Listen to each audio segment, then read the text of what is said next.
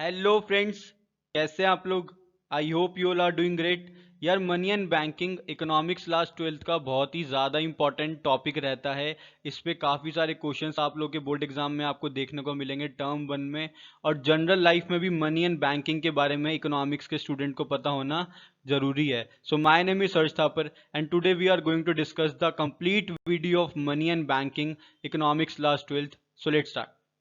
देखो, अगर आप लोग कॉमर्स क्लास 12th के स्टूडेंट हो तो मैंने आप लोगों के लिए एक बिजनेस स्टडीज़ की बुक बनाई है, संजीवनी बूटी। इसके अंदर मैं आपको 80 केस स्टडीज़ दूंगा। 100 क्वेश्चंस हैं, सारे के सारे न्यू पैटर्न के according multiple choice questions based case studies डाली हुई हैं। 80 की 80 केस स्टडीज़ आपके टर्म 1 के बोर्ड एग्जाम के लिए बहुत इंपॉर्टेंट रहने वाली है। अगर आप लोगों ने ये वाली बुक सॉल्व कर ली तो आपका बिजनेस स्टडीज़ में डेफिनेटली स्कोर मैक्सिमाइज होगा ही होगा। अगर आप लोग इसको बाय करना चाहते हो तो ये मेरा व्हाट्सएप कॉन्टैक्ट है, मुझे यहाँ पे कनेक्ट कर सकते हो 8800797331। ठीक है, संजीवनी बूटी 80 केस स्टडीज 100 क्वेश्चंस, सारे के सारे मल्टीपल चॉइस क्वेश्चंस ही इसके अंदर कवर मैंने करे हैं आपके टर्म 1 के सिलेबस के अकॉर्डिंग। देखो, अब हम आते हैं हमारे टॉपिक के ऊपर जो कि है मनी एंड इट्स फंक्शन। बहुत सिंपल सा कॉन्सेप्ट है मनी का, मैं आपको इजीली समझा देता हूँ। सपोज टू बी दो इंडिविजुअल है यहाँ पे, सपोज टू बी है ए और यहाँ पे ये है बी। सपोज ए को कोई चीज़ परचेज करनी है बी से। ठीक है, ये ए है, इसको कोई चीज़ परचेज करनी है बी से, इससे ये कोई चीज़ परचेज करना चाहता है। ठीक है, अगर ये कोई चीज़ इससे परचेज करना चाहता है बी से तो इसको कोई ना कोई चीज़ प्रोवाइड करनी पड़ेगी बी को, तभी बी वाली चीज़ उसको प्रोवाइड करेगा। सपोज टू बी ए को राइस लेने बी से। ए ने कहा कि भाई मुझे राइस दे दे, तो बी ने कहा कि उसके बदले तू मुझे क्या देगा। बी ने कहा कि मैंने राइस इतनी मेहनत से प्रोड्यूस करे हैं तो मैं तुझे ऐसे ही क्यों दे दूं अपने राइस, इसके बदले में तू मुझे क्या देगा मुझे बता। तो ए ने बोला कि मैंने मेहनत से शुगर की प्रोडक्शन करी है, मैंने चीनी बनाई है, तो उसके बदले में तेरे को चीनी दे देता हूँ। तो बी ने कहा ठीक है। तो इससे क्या हुआ, ए ने क्या किया, ए ने शुगर प्रोवाइड करी बी को, उसके बदले बी ने राइस दे दिए ए को। बी ने दिए राइस और राइस के बदले ए ने शुगर प्रोवाइड करी बी को। इसी तरीके से हमारी इकोनॉमी भी चलती है। अगर किसी इंडिविजुअल को कोई चीज़ खरीदनी है तो उसके बदले कोई ना कोई चीज़ प्रोवाइड करनी पड़ती है। ये बार्टर एक्सचेंज का सिस्टम है जो कि पहले चलता था। इसके अंदर बहुत सारे ड्रॉबैक्स होते थे कि अगर ये इससे राइस परचेज कर रहा है ए बी से तो उसके बदले कितनी शुगर देगा, क्योंकि शुगर की प्रोडक्शन में टाइम लगता है, राइस की प्रोडक्शन में कम टाइम लगता है। तो बहुत सारे ऐसे स्टैंडर्ड्स होते हैं जिसको डिफाइन करना यहाँ मुश्किल था कि कितने राइस के बदले कितने चावल देने पड़ेंगे। चलो, ये कॉन्सेप्ट तो फिर भी ठीक है। अगर किसी को जूतों की ज़रूरत है या किसी को कुछ और लेना है तो उसके बदले वो कितनी शुगर प्रोवाइड करेगा, ये एक सेट करना बहुत मुश्किल होता था उस टाइम पे। तो मनी ने ये सारी प्रॉब्लम को ओवरकम कर दिया है। मनी एक मीडियम ऑफ एक्सचेंज है जनरली। मनी क्या है, एक मीडियम ऑफ एक्सचेंज है। अगर आप कोई चीज़ बाय कर रहे हो तो ये कॉमन मीडियम है। ठीक है, कॉमन मीडियम है ये कि अगर आपको कोई चीज़ बाय करनी है तो उसके लिए आप मनी प्रोवाइड कर सकते हो, क्योंकि मनी जो है वो एक इंडिविजुअल से दूसरे इंडिविजुअल और दूसरे से तीसरे में भी इजीली ट्रांसफर हो जाएगी। सपोज टू बी ए है, ये बी है और ये सी है। ए ने कोई चीज़ बी से ली, ए ने कोई चीज़ बी से ली, उसको पैसे दे दिए, मनी दे दी उसको। तो बी ने क्या किया, बी ने सी से ली कोई चीज़, उसको मनी दे दी। ठीक है, ये ए है, ये बी है और ये सी है। तो इजीली इनकी ट्रांसफरेबिलिटी हो गई एक जगह से दूसरी जगह पे चीज़ों का। देखो, एक्चुअल में है क्या, ए के पास जो मनी है वो है क्या, वो उसकी मेहनत है। जो उसने चीज़ प्रोड्यूस करी है उसको हमने एक पेपर के रूप में डिफाइन कर दिया कि भाई तूने इतना हार्डवर्क किया है। सपोज टू बी ए ने शुगर बनाई है या राइस प्रोड्यूस किया है, कुछ भी प्रोड्यूस किया है, उसको हमने एक पेपर पे लिख दिया कि ए ने इतनी मेहनत करी है। तो जितनी मेहनत करी है, सपोज 500 की मेहनत करी है, 1000 2000 3000, जितनी मेहनत करी है उसको हमने एक पेपर की करेंसी पे लिख दिया है। तो उसी पेपर की करेंसी को हम मनी बोलते हैं। सिमिलरली अब बी ने जो प्रोड्यूस किया उसके बदले भी हमने उसको पेपर करेंसी दे दी, और जो सी ने किया उसको भी हमने एक पेपर करेंसी दे दी जो कि एक कॉमन पेपर करेंसी है। समझ रहे हो मेरी बात को, एक कॉमन पेपर करेंसी हमने इन तीनों को दे दी है। अब ए कोई भी चीज़ बी से खरीद सकता है, बी कोई भी चीज़ सी से खरीद सकता है, इसके बदले ये वही वाली पेपर मनी एक दूसरे को प्रोवाइड कर देंगे। ठीक है, तो ये होती है मनी। मनी एक मीडियम एक्सचेंज है। इससे मेजर ऑफ वैल्यू भी बहुत इजीली हो जाता है कि आप मेजर कर सकते हो कि कोई कमोडिटी कितने की है, 500 की, 600 की, 700 की। इसको आप स्टोर भी कर सकते हो। मनी को स्टोर करना बहुत इजी है। पहले क्या होता था, बार्टर एक्सचेंज में ऑब्जेक्ट्स को स्टोर करना पड़ता था, चीनी को स्टोर करो, चावल को स्टोर करो, वो एक बहुत मुश्किल कॉन्सेप्ट होता था। और स्टैंडर्ड ऑफ डेफर्ड पेमेंट में भी ये काफ़ी काम आता है कि अगर आपने किसी से लोन लिया है, किसी से उधार लिया है, तो पहले बार्टर सिस्टम में क्या होता था, अगर आपने किसी से गाय उधार ली है, काऊ उधार लिया है, तो उसके इंटरेस्ट में आप क्या उसको बछड़ा दोगे दोगे या क्या दोगे उसको इंटरेस्ट में, तो ये बहुत मुश्किल हो जाता था। इसलिए मनी ने ये वाली प्रॉब्लम भी सॉल्व कर दी, स्टैंडर्ड ऑफ डेफर्ड पेमेंट में भी ये काम आ जाता है। आई होप आपको समझ आ गया कि मनी क्या होती है। ठीक है, अब हम आगे बढ़ते हैं हमारे फंक्शंस ऑफ मनी के ऊपर। ये बहुत इंपॉर्टेंट चीज़ है। देखो, जैसे अगर आपको कोई ज्वेलरी लेनी है, अगर आपको कोई ज्वेलरी लेनी है तो उसके बदले में आपको मनी प्रोवाइड करनी पड़ रही है। जो मनी है ना, ये मनी इधर जो दिख रही है आपको, जिस पे गांधी जी की फोटो बनी हुई है, ये और कुछ नहीं, ये आपकी मेहनत है जिसको हमने एक पेपर पे लिख दिया है। जिस पेपर पे लिख दिया है उसी को हम मनी बोल रहे हैं, उसी को हम करेंसी बोल रहे हैं। ठीक है, उसके बदले में आपने गोल्ड लिया या डायमंड लिया, कोई प्रीशियस आइटम ले ली, आपने अपनी मेहनत के बदले दूसरे की मेहनत का सामान ले लिया है। तो इस तरीके से ये मनी वर्क करती है। फंक्शंस ऑफ मनी, यही जो चारों चीज़ें मैंने आपको बताई। जो मनी है वो मीडियम ऑफ एक्सचेंज है, इसके थ्रू आप चीज़ों को एक्सचेंज कर सकते हो, इजीली स्टोर कर सकते हो आप मनी को। ये यूनिट ऑफ अकाउंट है, मतलब आप मेजर कर सकते हो सारी वैल्यूज़ को। और स्टैंडर्ड ऑफ डेफर्ड पेमेंट में भी ये बहुत काम आती है मनी। आई होप आपको फंक्शंस ऑफ मनी समझ आ गए हैं। अब जो हमारा नेक्स्ट टॉपिक है वो है मनी सप्लाई। मनी सप्लाई क्या होती है? देखो, नाम से ही क्लियर हो रहा है कि मनी सप्लाई का मतलब है सप्लाई ऑफ मनी। मनी की कितनी सप्लाई हो रही है एक इकोनॉमी के अंदर, एक कंट्री के अंदर। जैसे कि मैं बोलूँ कि एक कंट्री है सपोज टू बी, जहाँ पे सारे लोग रह रहे हैं, इसके अंदर कितनी मनी सप्लाई हो रही है, कितना पैसा यहाँ पे सर्कुलेट हो रहा है एक तरीके से, उसको हम बोलते हैं मनी सप्लाई। ठीक है, इसके अंदर क्या क्या इंक्लूड होता है? इसके अंदर करेंसी नोट्स आते हैं, कॉइन्स आते हैं और डिमांड डिपॉजिट्स आते हैं बैंक के पास जो होते हैं। सर, ये डिमांड डिपॉजिट्स विद बैंक क्या है? पहले ये समझो कि करेंसी नोट्स क्या है। करेंसी नोट्स होते हैं 50 का, 100 का, 200 का, 2000 का। कॉइन्स क्या होते हैं? 1 रुपये का सिक्का, 2 रुपये का सिक्का, 10 रुपये का सिक्का, ये सब कॉइन्स होते हैं। और जो भी पैसा आपका बैंक के पास है, जो भी पैसा आपके पास बैंक के पास है, जिसको आप इमिडिएटली कैश में कन्वर्ट कर सकते हो, इजीली निकाल सकते हो, उसको भी हम मनी सप्लाई के अंदर इंक्लूड करते हैं। समझ रहे हो मेरी बात को? तो एक टाइम में, एक पर्टिकुलर पॉइंट ऑफ टाइम में कितना पैसा घूम रहा है मार्केट के अंदर या हमारी कंट्री के अंदर, उसको हम मनी सप्लाई बोलते हैं। जैसे सपोज टू मैंने माना ये इंडिया है, ठीक है, ये इंडिया है, और मैंने एक पर्टिकुलर पॉइंट ऑफ टाइम पे काउंट किया, जैसे कि आज की सपोज टू भी जो डेट है, यानी कि सपोज टू मैंने 28 सितंबर को, 28 सितंबर को देखा कि इंडिया में कितना पैसा घूम रहा है, कितना पैसा यहाँ पे लोगों के पास है, सबका एग्रीगेट, सबका टोटल कितना है, नोट्स को मिला के, कॉइन्स को मिला के, और बैंक में लोगों के पास जो डिमांड डिपॉजिट है, उन सबको मिला के मैंने यहाँ काउंट कर लिया आज की डेट पे, यानी कि 28 सितंबर को। तो इसको मैं बोलूंगा मनी सप्लाई। सपोज टू मैंने मान लिया एग्जाम्पल के लिए कि 300 करोड़ रुपीज घूम रहे हैं इंडिया के अंदर। ये बहुत छोटा अमाउंट है, मैंने एग्जाम्पल के लिए इसको माना है, इससे बहुत ज़्यादा पैसे घूम रहे होते हैं हमारी इकोनॉमी के अंदर। सपोज टू मैंने एक छोटा सा अमाउंट ले लिया कि 300 करोड़ रुपए घूम रहे हैं इंडिया के अंदर अभी के टाइम पे, यानी कि 28 सितंबर पे। इसके अंदर देखो कौन कौन सी चीज़ आ रही है, याद रखना, करेंसी नोट्स आ रहे हैं, कॉइन्स आ रहे हैं, और डिमांड डिपॉजिट्स विद बैंक आ रहे हैं। Sir, demand deposit with bank क्या होता है? मैंने ये बताया, ऐसा पैसा जो आप इमीडिएटली बैंक से कैश करा सकते हो, उसको हम बोलते हैं डिमांड डिपॉजिट। और भी डिपॉजिट्स होते हैं, फिक्स डिपॉजिट हो गया, रिकरिंग डिपॉजिट हो गया, जिसको आप इमीडिएटली बैंक से कैश में कन्वर्ट नहीं कर सकते। जैसे कि अगर मैंने आज एफडी कराई है, फिक्स डिपॉजिट कराई है 5 साल की, तो मैं उसको कैश में कन्वर्ट नहीं कर सकता। तो इंडिया में जितने भी लोगों के पास जो पैसा है जिसको मैं काउंट कर रहा हूं, इसके अंदर मैं फिक्स डिपॉजिट को काउंट नहीं करूंगा, क्योंकि वो नहीं हो रहा मनी सप्लाई के अंदर इंक्लूड। वो तो भी एक फिक्स्ड टाइम के लिए डिपॉजिट हो चुका है बैंक के अंदर। तो सिर्फ वही वाला डिपॉजिट काउंट करेंगे जो डिमांड डिपॉजिट, जो इजीली बैंक से निकल सकता है या जो इजीली बैंक से कैश में कन्वर्ट हो सकता है, उसी को हम काउंट करेंगे। तो तीन चीजें हम लोग काउंट कर रहे हैं, करेंसी नोट्स, कॉइन्स और डिमांड डिपॉजिट्स विद बैंक या डिमांड डिपॉजिट ऑफ बैंक। समझे मेरी बात को? तो इसी को हम बोलते हैं मनी सप्लाई। एक पर्टिकुलर पॉइंट ऑफ टाइम पे बात कर रहे हैं, एक पर्टिकुलर डेट पे बात कर रहे हैं। तो इसको हम ना स्टॉक कॉन्सेप्ट भी बोल देते हैं, इसलिए क्योंकि हम पर्टिकुलर पॉइंट ऑफ टाइम पे इसको मेजर कर रहे हैं। एक होता है फ्लो, जिसको हम पीरियड ऑफ टाइम पे मेजर करते हैं, वो नहीं है मनी सप्लाई। मनी सप्लाई एक स्टॉक कॉन्सेप्ट है। I hope you are getting my point. अब हम आते हैं इसके कॉम्पोनेंट्स के ऊपर। देखो, कॉम्पोनेंट्स बहुत ज़रूरी हैं इसके, काफ़ी सारे इसके जो कंपोनेंट्स होते हैं वो सारे के सारे इंपॉर्टेंट है। तो आई होप आप मनी सप्लाई समझ गए हो। देखो, कंपोनेंट्स यहाँ पे मैंने लिख दिया मनी सप्लाई के सारे। इसके 4 कंपोनेंट्स होते हैं, M1 M2 M3 M4। M1 M2 M3 और ये M4 है, ठीक है, M4 है ये।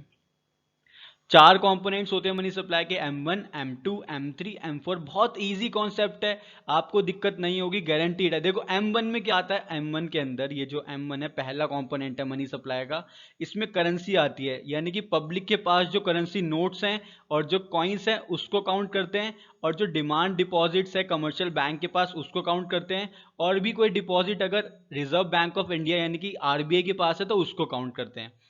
यानी कि अगर मैं सिंपल भाषा में बोलूं, ये हमारी इंडिया कंट्री है, इसमें लोगों के पास कितना पैसा है, करेंसी, करेंसी समझ रहे हो ना, कॉइन्स और नोट्स दोनों इसके अंदर इंक्लूड हो रहे हैं, और इनका पैसा जो बैंक के अंदर डिपॉजिट है वो, यानी कि डिमांड डिपॉजिट, और अगर कमर्शियल बैंक का कोई भी पैसा सेंट्रल बैंक के पास यानी कि RBI के पास डिपॉजिट है, इसको OD अदर डिपॉजिट बोल देते हैं, वो ये तीनों चीजें काउंट होकर टोटल M1 में आती है। यानी कि करेंसी जो लोगों के पास है वो, और जो आपका पैसा कमर्शियल बैंक के पास है वो, और जो कमर्शियल बैंक का सेंट्रल बैंक के पास पैसा है वो, इन तीनों को प्लस करोगे तो आपको इजीली M1 मिल जाएगा। ठीक है, पहला कंपोनेंट है ये मनी सप्लाई का। जैसे हमारे पैसे एक कमर्शियल बैंक के पास जमा होते हैं, कमर्शियल बैंक अभी समझाऊंगा मैं आपको क्या होता है, ये Punjab national bank, Kotak Mahindra bank, ये सब कमर्शियल बैंक होते हैं। आपका जो पैसा कमर्शियल बैंक के पास जमा है वो भी, और जो कमर्शियल बैंक का पैसा सेंट्रल बैंक के पास जमा है वो भी इसके अंदर आता है। Commercial bank easily central bank के पास अपना अकाउंट खुलवा सकते हैं, जैसे हम लोग कमर्शियल बैंक में अपना खाता खुलवाते हैं, अकाउंट खुलवाते हैं, ऐसी कमर्शियल बैंक सेंट्रल बैंक में अपना अकाउंट खुलवाता है। Getting my point. अब M2 में क्या आता है सर, M2 में क्या आता है, M1 आता है पूरा, यानी ये तीनों चीजें आती हैं, साथ में सेविंग्स डिपॉजिट जो होता है ना। देखो आजकल क्या हो रहा है कि पोस्ट ऑफिस सेविंग्स बैंक भी होते हैं, पोस्ट ऑफिस में भी आपके अकाउंट खुल जाते हैं, ये सेविंग्स बैंक होते हैं, उसमें भी जो लोगों का पैसा है M1 में, इसको प्लस कर दो, you will get M2। Very easy concept. ठीक है, M3 में आते हैं, M3 में क्या आता है, M1 आ गया आपका, और साथ में आपके टाइम डिपॉजिट्स भी आ जाते हैं। सर टाइम डिपॉजिट्स क्या होते हैं, टाइम डिपॉजिट मतलब फिक्स डिपॉजिट, रिकरिंग डिपॉजिट, जो आप बैंक में जमा कर देते हो जिसका एक टाइम पीरियड होता है वो। आप M1 में फिक्स डिपॉजिट और रिकरिंग डिपॉजिट को भी इंक्लूड कर दोगे तो आपको M3 मिल जाएगा। अब सर M4 क्या होता है, M4 क्या होता है, M3 यानी कि ये दोनों, प्लस आप टोटल डिपॉजिट्स सारे ले लो जो भी आपके पोस्ट ऑफिस सेविंग्स बैंक के अंदर है वो। ठीक है, NSC को छोड़ के, नेशनल सेविंग सर्टिफिकेट को छोड़ के सारी चीजें इसके अंदर इंक्लूड हो जाती है। Getting my point. तो ये चार कंपोनेंट्स होते हैं मनी सप्लाई के। देखो अब हम आते हैं हमारे नेक्स्ट टॉपिक के ऊपर जो कि है बैंकिंग। इसके अंदर हमें क्या क्या पढ़ना है, कमर्शियल बैंक पढ़ना है और सेंट्रल बैंक पढ़ना है। तो मैं एक एक करके आपको सारी चीज़ें समझा देता हूँ, बहुत इजी कॉन्सेप्ट है। बैंकिंग और मनी के बारे में आपको जनरल लाइफ में भी पता होना चाहिए, और आपके बोर्ड एग्जाम में भी काफ़ी ज़्यादा हेल्प हो जाएगी। तो इकोनॉमिक्स क्लास 12th के बच्चों के लिए काफ़ी इंपॉर्टेंट चीज़ है ये। हम आते हैं बैंक के ऊपर। देखो बैंक कैसे काम करता है। बैंक का जो प्राइमरी फंक्शन होता है वो ये होता है, जैसे ये बैंक है, सारे बैंक है suppose to be commercial bank, ये क्या करते हैं, जो ये इंडिविजुअल्स होते हैं या हम लोग जो होते हैं या बिजनेसेस जो होते हैं, ये अपना पैसा जो होते हैं वो बैंक के पास जमा कर देते हैं। बैंक के पास जमा करने का मतलब ये होता है कि हमारा पैसा सेफ है। एक्चुअली ये होता है कि अगर पैसा घर में पड़ा है तो वो खर्च हो जाता है, ये हमारी लोगों की साइकोलॉजी होती है कि हमारा जो पैसा होता है वो खर्च हो जाता है, इसलिए हम बैंक में जमा कर देते हैं। बैंक उसके बदले हमें इंटरेस्ट भी देता है, वो मैं आपको समझाऊंगा अभी। अभी के लिए समझ लो कि जो भी हमारे पास एक्स्ट्रा पैसा है जो हम अभी नहीं खर्च कर रहे, वो हम बैंक के पास जमा कर देते हैं, चाहे वो हम इंडिविजुअल्स हो या कोई भी दुकान वाला हो, बिजनेस हो कोई। Getting my point. अब बैंक के पास बहुत सारा पैसा आ गया, बैंक क्या करता है, इस पैसे को, जिसको नीड है इस पैसे की, यानी कि हम ही लोग होते हैं, हम ही लोगों को नीड होती है पैसों की, हमें होम लोन चाहिए, हमें कार लोन चाहिए, या बिजनेस को लोन होती है पैसों की, बिजनेस को आगे बढ़ाना है तो उसके लिए आपको पैसे चाहिए। तो जो हमारा पैसा बैंक के पास गया है सेविंग्स के रूप में, बैंक ने उसी पैसे को आगे लोन के रूप में दे दिया है दूसरे इंडिविजुअल को जिसको नीड है। अब बैंक क्या करता है, इससे हाई इंटरेस्ट चार्ज करता है, इससे बहुत ज्यादा इंटरेस्ट चार्ज करता है, हाई इंटरेस्ट चार्ज करता है लोन के ऊपर, ब्याज चार्ज करता है, बहुत ज्यादा ब्याज लेता है इससे इंडिविजुअल और बिजनेस से, क्योंकि जिसको पैसे की नीड है ना वो थोड़ा ज्यादा इंटरेस्ट भी दे देगा, कहेगा अभी मेरे को बहुत नीड है पैसे की, तो वो हाई इंटरेस्ट पे भी बैंक से लोन ले लेगा। अब बैंक क्या करता है, बैंक ने हमारा ही पैसा जो बैंक के पास था जिसको उसने आगे दे दिया, इस पे हाई इंटरेस्ट कमा लिया है, और हमें बहुत थोड़ा सा इंटरेस्ट दे देता है, 5%, 6%, बहुत कम हमें इंटरेस्ट दे देता है, और आगे से लोन पे बहुत ज्यादा इंटरेस्ट चार्ज करता है, 10%, 20%, 30%, बहुत ज्यादा चार्ज करके हमें थोड़ा सा इंटरेस्ट दे देता है, बाकी पैसा बैंक अपने पास रख लेता है। तो इस तरीके से बैंक काम करता है, ये प्राइमरी फंक्शन होता है बैंक का जो पहले से चलता आ रहा है, बैंक का नॉर्मल फंक्शन। आई होप आपको समझ आ गया है, मैंने ऊपर लिख भी दिया इसकी डेफिनेशन, आप लोग पढ़ सकते हो। ये मेन एम होता है एक कमर्शियल बैंक का, हमारे ही पैसे को ये आगे देता है, उस पर इंटरेस्ट कमाता है और उसके बदले हमें थोड़ा सा इंटरेस्ट देके बाकी पैसा अपने पास रख लेता है। ये एक बैंक का फंक्शन होता है। बाकी भी बहुत सारे देखो फंक्शंस होते हैं बैंक के, सिर्फ इतना छोटा नहीं होता कमर्शियल बैंक का फंक्शन। वो तो ट्रेडिशनली ऐसा होता था, पहले ऐसा होता था कि बैंक सिर्फ यही दो काम करता था, सेविंग्स लेना, लोन देना। तो इसको हम बोलते हैं प्राइमरी फंक्शन ऑफ बैंक, जो हर बैंक करता ही करता है। ये प्राइमरी फंक्शन है बैंक के, डिपॉजिट्स को एक्सेप्ट करना और ग्रांट करना लोन को। ये जो एक्सेप्टिंग डिपॉजिट है वो ये जो मैंने आपको भी पीछे बताया कि सेविंग्स, हमारा पैसा बैंक अपने पास रख लेता है। अब चार तरीके से रख सकता है ये पैसा। एक होता है सेविंग्स अकाउंट, हम लोग अपना सेविंग्स डिपॉजिट अकाउंट खोल सकते हैं, सेविंग्स अकाउंट खोल सकते हैं। इसके अंदर क्या होता है, हम बैंक को पैसा देते हैं और हम लोग कभी भी यहाँ से पैसा निकाल लेते हैं। ये हम इंडिविजुअल्स के लिए होता है। अभी मैंने आपको बताया कि बिजनेसेस भी अकाउंट खुलवाते हैं, तो बिजनेसेस जो अपने अकाउंट खुलवाते हैं, जो दुकान वाला अपना अकाउंट खुलवाता है, उसको हम बोलते हैं करंट अकाउंट। ठीक है, जैसे इंडिविजुअल्स खुलवाते हैं सेविंग्स अकाउंट और बिजनेसेस खुलवाते हैं करंट अकाउंट, सेम फंक्शन होता है दोनों का ऑलमोस्ट। ठीक है, नेक्स्ट हम आते हैं फिक्स डिपॉजिट पे। फिक्स डिपॉजिट क्या होता है, जो हम अपना पैसा बैंक के पास एक फिक्स टाइम पीरियड के लिए जमा कर देते हैं कि भाई 5 साल से पहले या 4 साल से पहले हम लोग इस पैसे को नहीं निकालेंगे, उसको हम बोलते हैं फिक्स डिपॉजिट। एक होता है रिकरिंग डिपॉजिट। ये क्या होता है कि हम हर महीने या हर 3 महीने में या हर साल थोड़ा थोड़ा पैसा बैंक के पास जमा करते रहते हैं और बैंक को कहते हैं कि इतने टाइम बाद जितना पैसा कलेक्ट हो जाएगा ये हमें वापस दे देना। इन दोनों पे क्या होता है, इन दोनों पे जनरली आपको ज़्यादा इंटरेस्ट मिलता है, क्योंकि ये वाला पैसा बैंक के पास काफ़ी टाइम तक रहता है, तो बैंक इस पैसे को कई जगहों पे लोन पे देके इंटरेस्ट कमाता रहता है, इसलिए वो आपको भी ज़्यादा इंटरेस्ट दे देता है। Getting my point. तो ये चार तरीके से बैंक में आपका डिपॉजिट अकाउंट खुल सकता है, बैंक इन चार तरीके से आपके पैसे को एक्सेप्ट कर सकता है। दूसरा होता है ग्रांटिंग लोन्स। अब यही वाला पैसा बैंक आगे देगा। अब आगे किस किस रूप में दे सकता है, बैंक कैश क्रेडिट दे सकता है, किसी को लोन की जरूरत थी वो बैंक के पास आए तो बैंक ने उसको कैश क्रेडिट दे दिया, कोलेट्रल ले लिया, कोलेट्रल मतलब कोई सिक्योरिटी ले ली, कुछ चीज गिरवी रख के लोन दे दिया। टर्म लोन होता है कि हर महीने जो आप लोग ईएमआई वगैरह देते हो वो होता है ये। डिमांड लोन होता है कि आपने कभी छोटे मोटे अमाउंट का लोन ले लिया वो। ओवरड्राफ्ट क्या होता है ये मैं आपको समझा देता हूँ। जो भी बिजनेस इसका अकाउंट होता है, यानी कि करंट अकाउंट जो होता है, इसके अंदर एक फैसिलिटी मिलती है सारे बिजनेसेस को, बिजनेसमैन को, कि अगर इन्होंने कोई चेक, मतलब इन्होंने किसी को पैसे देने थे ज्यादा लेकिन इनके अकाउंट में थोड़े पैसे कम थे, तो बैंक क्या करता है, इनको ऑटोमेटिकली उधार दे देता है पैसे। जैसे सपोज टू बी किसी बिजनेसमैन ने चेक दिया था 20,000 का, लेकिन उसके अकाउंट में 20,000 रुपये नहीं थे, उसके अकाउंट में सिर्फ 18,000 थे। तो बैंक ने अपनी तरफ से 2,000 दे दिए और इसको बोला कि आप 2,000 मुझे बाद में दे देना। ठीक है, तो ये ओवरड्राफ्ट होता है, ये सिर्फ करंट अकाउंट होल्डर्स को ही मिलती है फैसिलिटी, बिजनेसेस को। सेविंग्स अकाउंट पे ऐसा नहीं होता। I hope you are getting it. अब हम आते हैं सेकेंडरी फंक्शंस ऑफ बैंक के ऊपर। प्राइमरी फंक्शन तो आप लोग समझ ही गए होंगे। सेकेंडरी फंक्शन में आता है इन्वेस्टिंग ऑफ फंड्स या इन्वेस्टमेंट ऑफ फंड्स। अब बैंक ने जो आपका पैसा लिया है वो सिर्फ लोन के रूप में नहीं देता है, वो पैसे को कहीं और इन्वेस्ट भी कर देता है।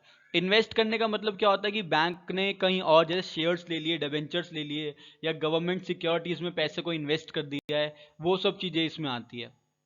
बैंक कुछ एजेंसी फंक्शंस भी परफॉर्म करता है, जैसे कि आपके बिहाफ पे ये फंड्स को ट्रांसफर कर देगा, आपके बिहाफ पे कोई पेमेंट कलेक्ट करनी है, कोई चेक देना है, वो सारे काम भी कर देगा। एजेंसी फंक्शन मतलब होता क्या, देखो एजेंसी मतलब होता है एजेंट।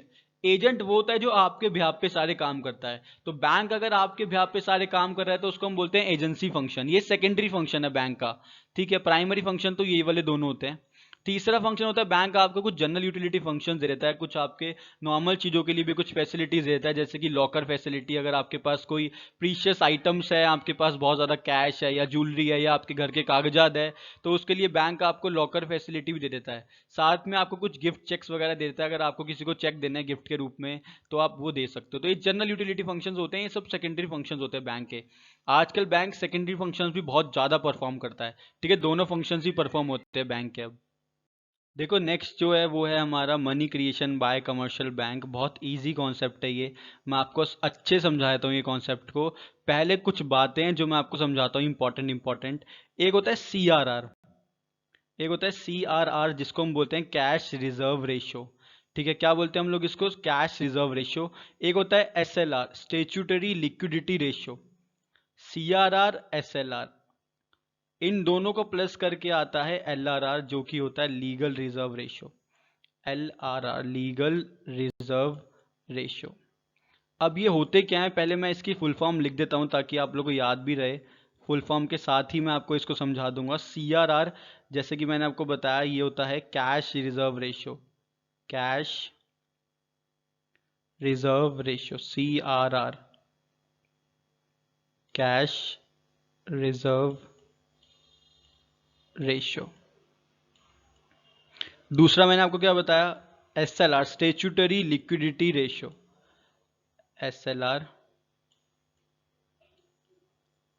स्टेचुटरी अभी सारे के सारे मैं आपको समझा देता हूँ। ये है हमारे पास स्टेचुटरी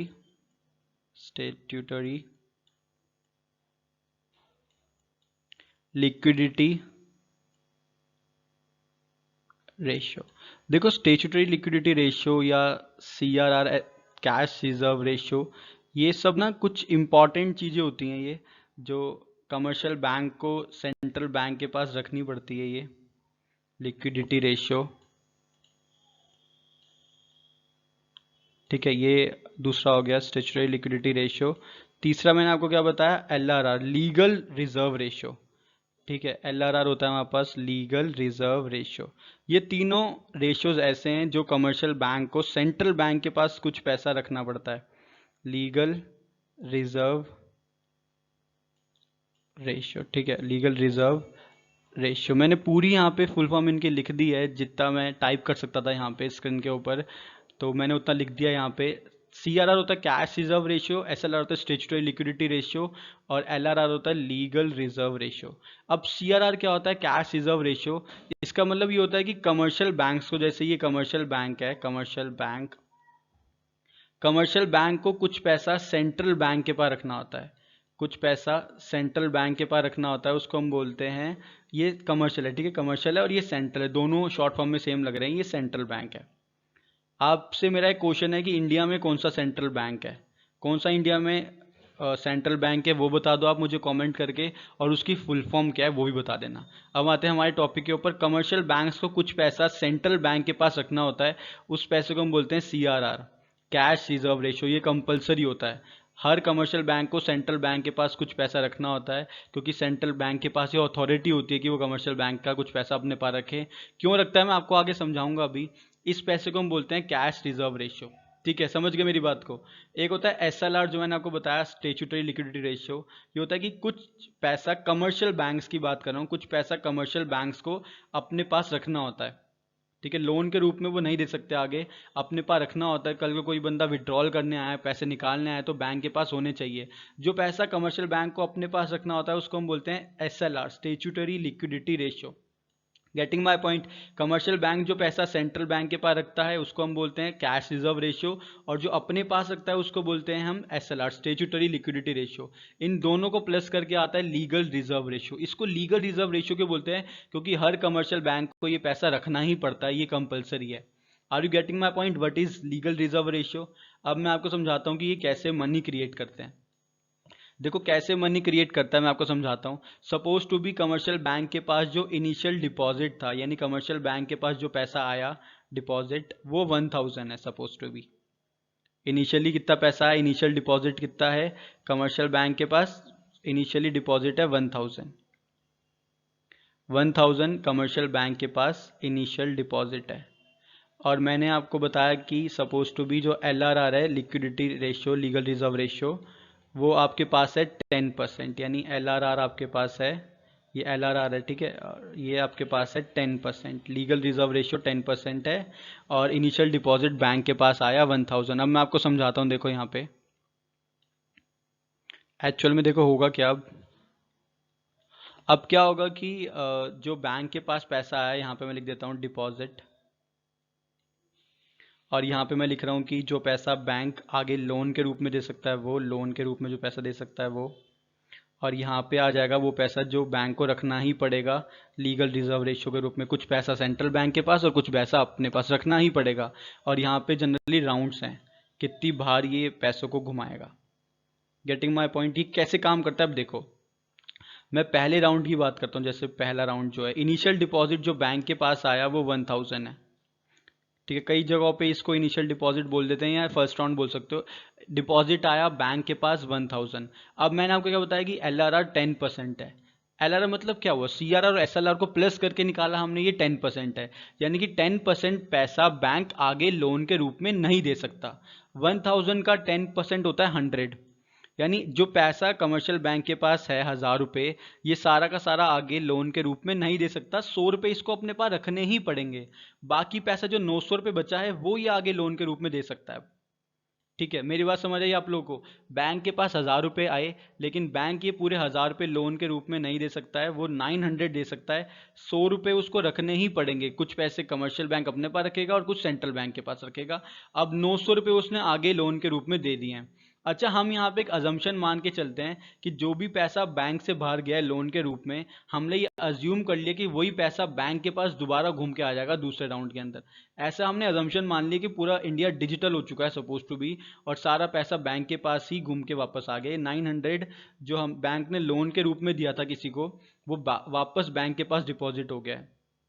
सर ये कैसे हुआ, सारा पैसा वापस कैसे आ गया बैंक के पास दोबारा, मैं आपको समझा देता हूँ। सपोज टू बैंक ने किसी को लोन दिया, उसका नाम है ए को। बैंक ने ए को लोन दिया क्योंकि ए ने कुछ सामान बी से लेना था, ध्यान समझना मेरी बात को। बैंक ने ए को लोन दिया 900 रुपये का। ए ने वो सामान जो लेना था, जिस बदले उसने लोन लिया है जिस चीज के लिए, उसने क्या किया, पैसा वो किसी और को दे दिया। यहाँ पे मैं लिख के समझाता हूँ। सपोज टू बैंक ने लोन दिया ए को मान लेते हैं, ए को लोन दिया बैंक ने 900 रुपये। अब ए ने लोन क्यों लिया था, क्योंकि ए ने बी से कोई सामान लेना था 900 रुपये का, इसलिए बैंक से लोन लिया। अब यानी कि ए ने वो सामान ले लिया बी से 900 रुपये का, जो लोन जिसके बदले उसने लोन लिया था बैंक से। अब बैंक बी के पास 900 रुपये हैं, तो बी ने क्या कर दिया, यही पैसे बैंक में जमा कर दिया, हमने ऐसा मान लिया। गेटिंग माई पॉइंट, समझ आ रही है आपको मेरी बात? तो ये मैं रब कर देता हूँ। अब आई होप आपको ये वाला कॉन्सेप्ट समझ आ गया है कि बैंक का जो पैसा निकला वो बैंक के पास दोबारा आ गया 900 रुपये। अब अगेन बैंक ये पैसा नहीं दे सकता पूरा का पूरा 900, इसका 10% यानी 900 का 10% होता है 90 रुपये। किसी का भी 10% निकालना होता है तो पीछे से जीरो को कट कर दो, 90 आ जाएगा, ये 90 माइनस करके निकालोगे तो 810 वो आगे लोन के रूप में दे सकता है। ऐसे ही ये राउंड्स चलते रहेंगे चलते रहेंगे चलते रहेंगे चलते रहेंगे ये राउंड्स आगे। सर ये कितने राउंड चलेंगे, ये क्या होगा, ये मैं आपको समझा देता हूँ कि आप कैसे निकाल सकते हो कितने राउंड चलेंगे क्या होगा। उसके लिए हम बोलते हैं मनी मल्टीप्लायर। मनी कितनी बार मल्टीप्लाई होगी उसको हम बोलते हैं मनी मल्टीप्लायर। क्या बोलते हैं बच्चों?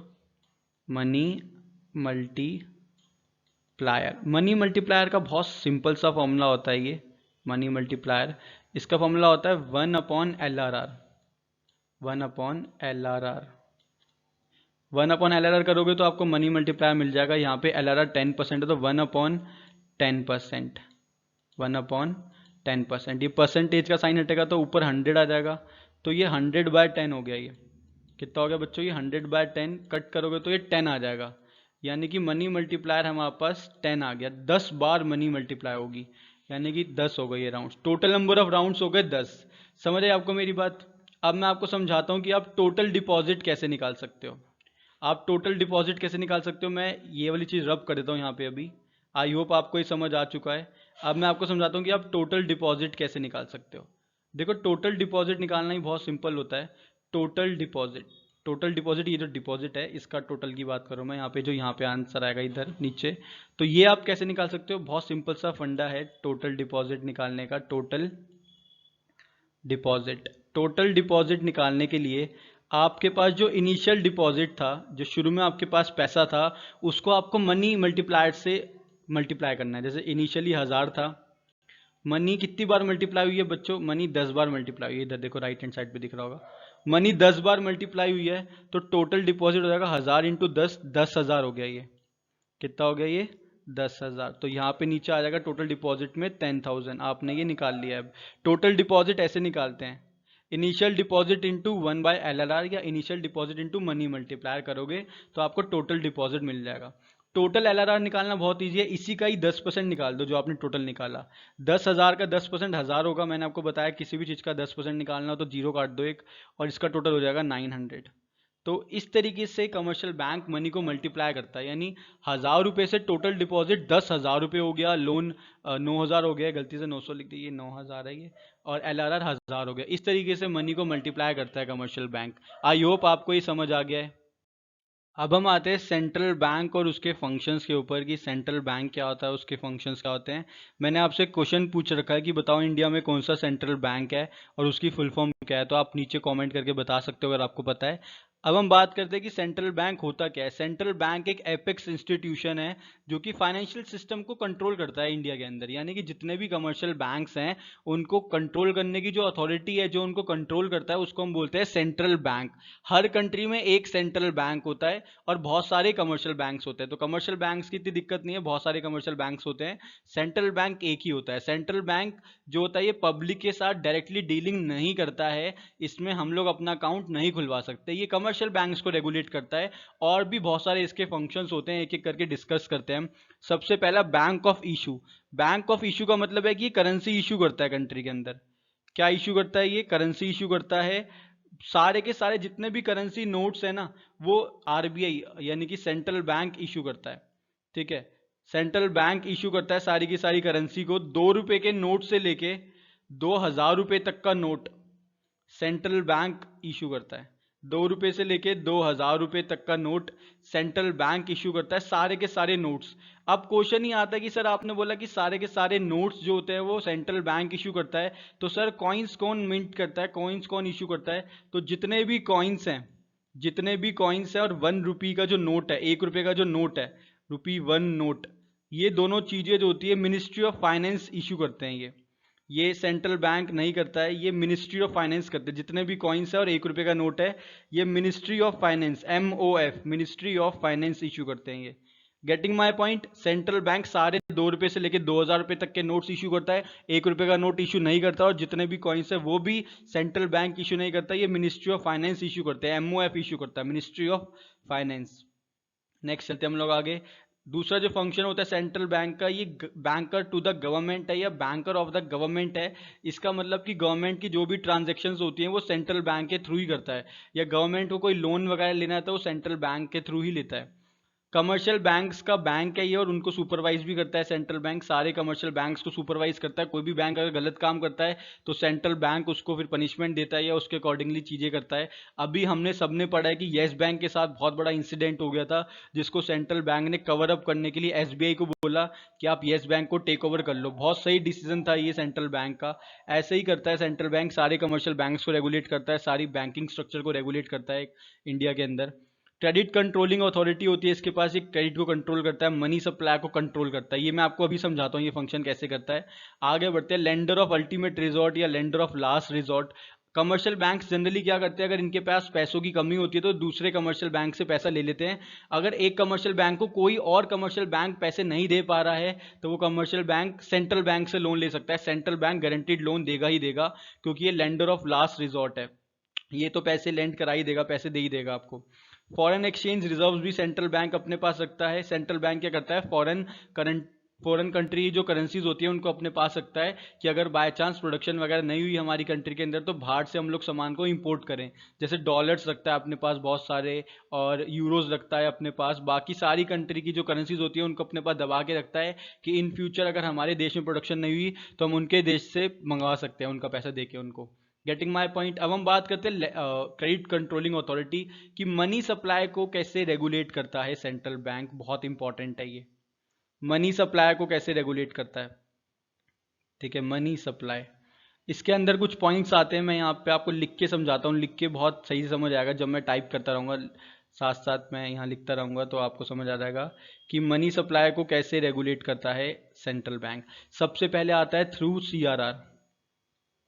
अगर मनी सप्लाई ज़्यादा है मार्केट के अंदर, बहुत ज़्यादा पैसा घूम रहा है, तो कमर्शियल सेंट्रल बैंक क्या करता है, CRR को बढ़ा देता है। CRR को बढ़ाने का मतलब है कि अब कमर्शियल बैंक्स को ज़्यादा पैसा सेंट्रल बैंक के पास रखना पड़ेगा। अगर कमर्शियल बैंक ज़्यादा पैसा सेंट्रल बैंक के पास रखेंगे तो इससे क्या हो जाएगा, कमर्शियल बैंक के पास पैसा कम हो जाएगा, यानी कि पब्लिक के पास पैसा कम हो जाएगा।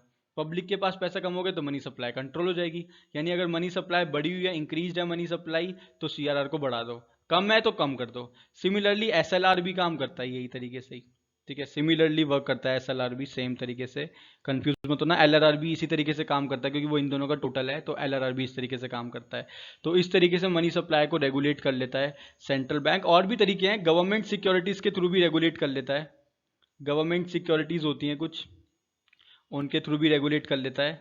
गवर्नमेंट सिक्योरिटीज़ में क्या होता है कि गवर्नमेंट एक कागज़ पे लिख देती है कि कमर्शियल बैंक से पैसा ले रहे हैं हम, उनको पैसा दे देंगे इतना वापस, या किसी से भी पैसा लेते हैं तो गवर्नमेंट लिख के दे देती है उस पर्चे पे, उसको बोलते हैं गवर्नमेंट सिक्योरिटीज़।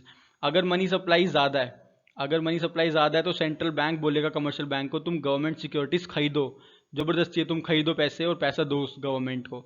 इससे क्या होगा, मनी सप्लाई कम हो जाएगी। और अगर उल्टा है कि मनी सप्लाई कम है तो इसको ये बेच देता है उनको, ठीक है, बेच देता नहीं, खरीद लेता है उनसे, माय बैड, खरीद लेता है उनसे। समझे गवर्नमेंट सिक्योरिटीज़ को। इसके ऊपर अगर आप लोग फर्दर वीडियो चाहते हो मनी सप्लाई के ऊपर, मैंने काफ़ी कुछ समझा दिया है, जितना आपके लिए नेसेसरी है उतना मैंने समझा दिया। स्टिल अगर आपको कोई दिक्कत आएगी तो आप मुझे नीचे कमेंट करके बताना, मैं इसके लिए एक स्पेशली वीडियो भी बना दूंगा आप लोगों के लिए। आई होप आपको मनी एंड बैंकिंग समझ आ चुका है। देखो जनरल लाइफ में भी काम आएंगी ये चीज़ें, और आपके इकोनॉमिक्स क्लास 12th में भी काम आएंगी। अगर आप लोग चैनल पे नए हो तो आप लोग चैनल को सब्सक्राइब कर सकते हो, ताकि बाकी चैप्टर्स की वीडियोस भी आप लोगों को सबसे पहले मिलती रहें। Thank you.